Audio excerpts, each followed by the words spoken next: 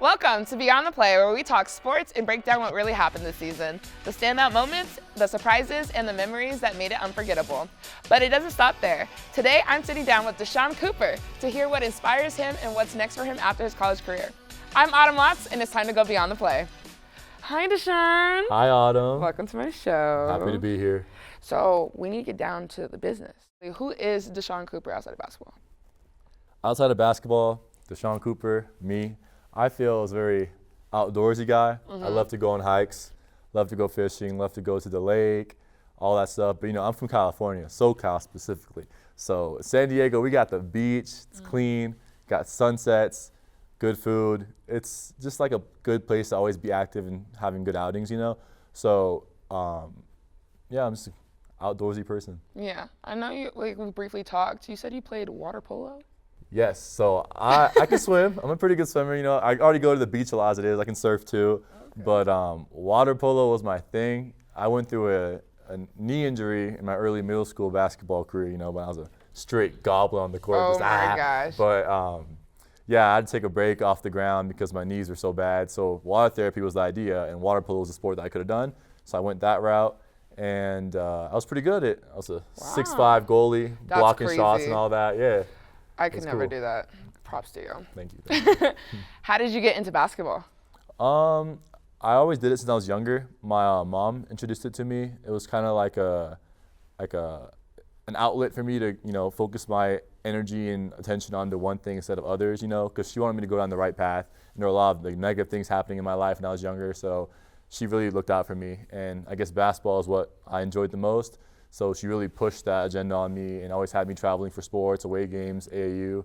And I guess as I got older and taller, it just started clicking for me. So that's it worked good. out, yeah.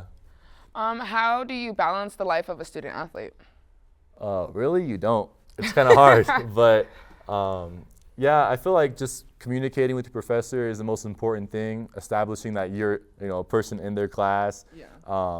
Trying to sit up front during classes when you are there. As much as it's like kind of like an ick to do, like just really establishing your presence is important. And then, like I said already, communicating, knowing that away games are going to be happening. You're going to be gone for 5 days sometimes. So it's like letting your professor know that ahead of time is one of the key things. I didn't know that right away.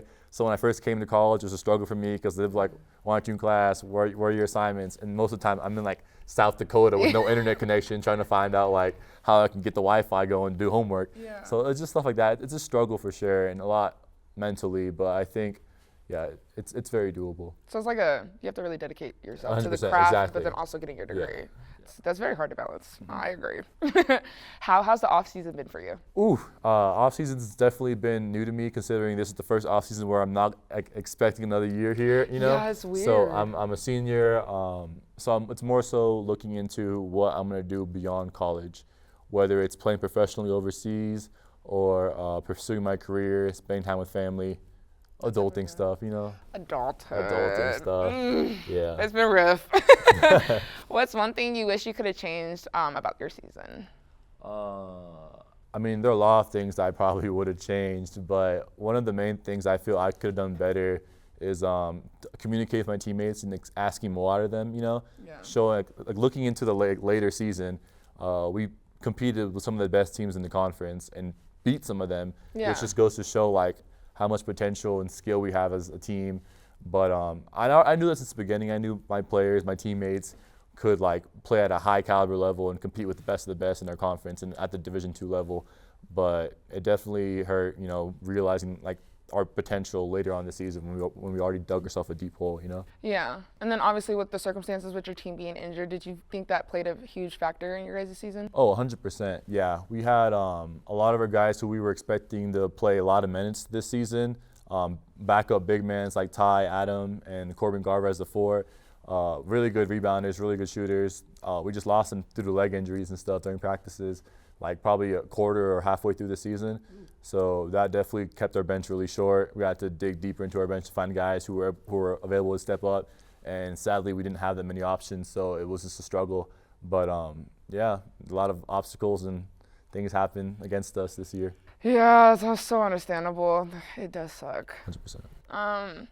How come the team did decide at last minute that you guys wanted to win? You guys started winning against, one of the top ranked schools on our rankings of the RMAC. So like, what happened? I genuinely don't think it was a decision of like, oh, now I want to win. It was Yeah. more so like, oh, our backs are to the wall, so let's just go all out and play our butts off, And with that, as being simple as it is, it gave us wins. Yeah. And like, if we just had this mentality early on this season, that's all it took. Just listening to the coach, buying into it, and doing what we got to do. Wins will come naturally with it. Yeah. But a lot of that didn't go as easy as I said it was. So, didn't go that way. But it just kind of sucks. A lot of like people put the blame on the coach and stuff when really we're the players. We're the ones to step on the court and perform.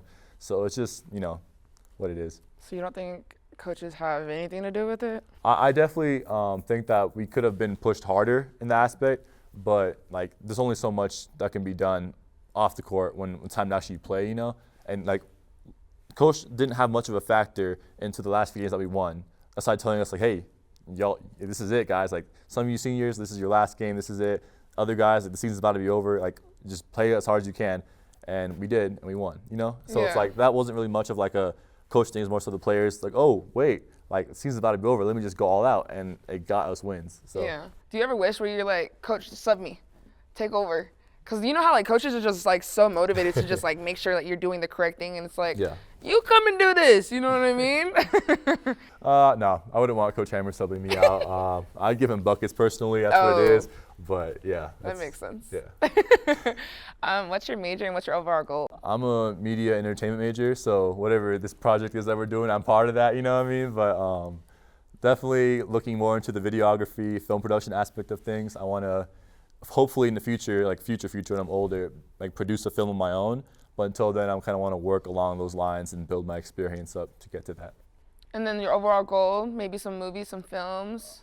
Yeah, for sure. I definitely want to get into like horror films, hopefully, and like get into that in the future, like I said. But I'm not really entirely experienced enough to, get into that. But I'm gonna start freelancing, doing sports stuff first. Work towards like basketball, getting the kind of some balls live stuff. But Yeah. Sean Dance's live, on the baseline, getting that. But yeah. That'd be cool. Mm-hmm. And then would you want to be like, what is it called, the story writer, or would you want to be a producer, director? Yeah, I kind of want to get a bit of both sides, but definitely earlier on, just be behind the cameras working, get a feel for the environment of like a studio, of a film set, all that, and just kind of like see what I'm getting into and understand it better. So here pretty soon, not even pretty soon, but in the long run, we're going to get a movie from Deshaun Cooper? That would be cool. That would be really cool. Yeah. Be like, hey, I know him. Mm-hmm. What's your normal life as a student athlete? Like, what's your schedule? Earlier practices normally start around 7 or 6 a.m. So I have to get up an hour early to eat, get to the gym, get taped up, get dressed, and then get warmed up before practice. Because once practice starts, we're expected to go 100%. So that's a normal day with that. And then later on, go back home after practice, shower, get to classes, all that, back-to-back classes normally with my scheduling, and then weights in the evening, and then the rest of the day off normally. That sounds like a very long day.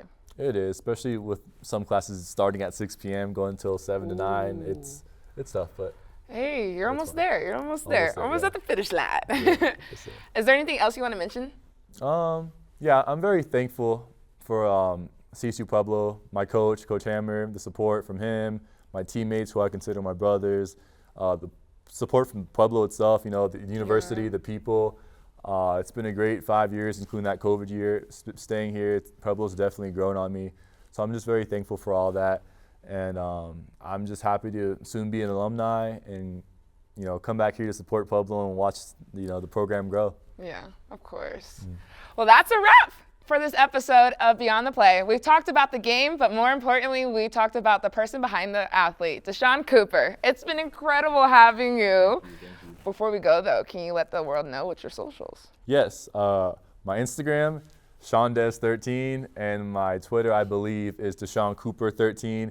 LinkedIn is going to come out soon. If you're looking for someone to apply for a job, I'm right there. Just look me up. It'll probably be Deshaun Cooper with a 13, maybe. We'll see. But, yeah. Oh, my goodness. And to everyone watching, if you love this conversation, follow us on SOCO Student Media and our YouTube channel at Under Thunderwolves for exclusive content, behind-the-scenes moments, and more stories about the people beyond the game.